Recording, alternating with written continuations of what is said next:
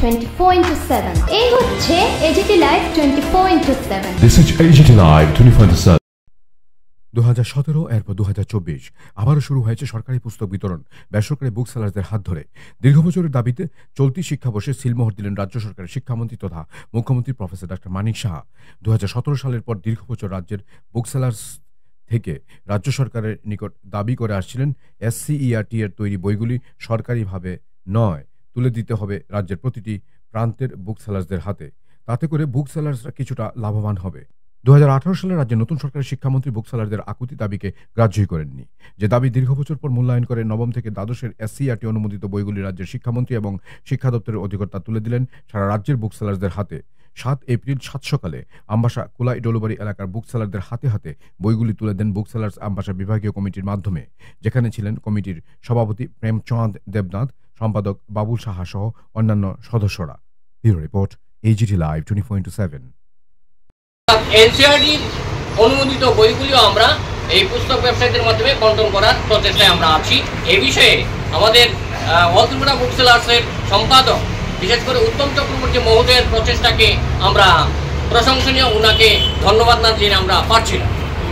এদিন আমাদের বুক সেলার্স অ্যাসোসিয়েশনের রাজ্য সম্পাদক কার্যকরী কমিটির প্রচেষ্টা বা উদ্যোগ তা প্রশংসার তুলনাহীন।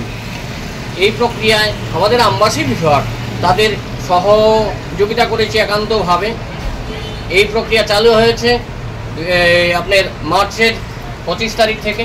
25 তারিখে রাজ্য সরকার আমাদের এই প্রক্রিয়াকে উদ্যোগ দিয়েছেন। আমরা সেই প্রক্রিয়াতে হাত দিয়ে আজকে এপ্রিল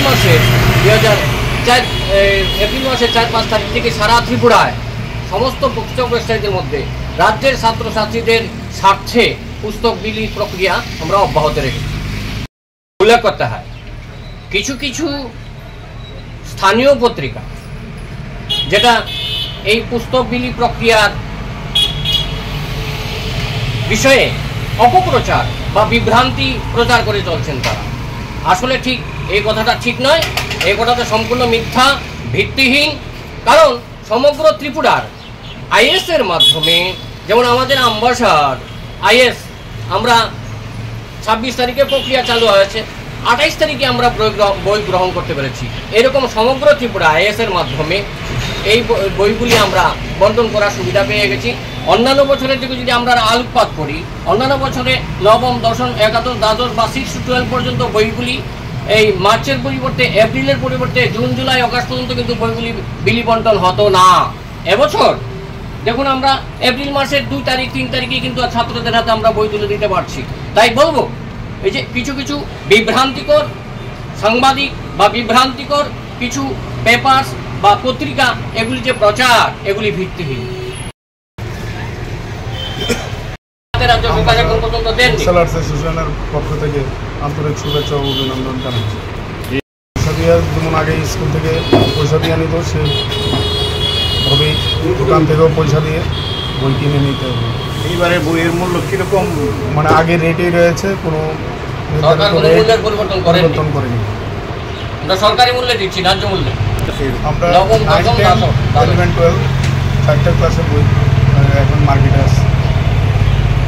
রাজ্য সরকারের উদ্যোগে SCERT অনুমোদিত নবম থেকে দ্বাদশ শ্রেণী পর্যন্ত পাঠ্যপুস্তক বিলি বা বন্টন, এই উদ্যোগটা বা এই প্রক্রিয়াটা 2017 সালের আগে পর্যন্ত ত্রিপুরাতে বহাল ছিল।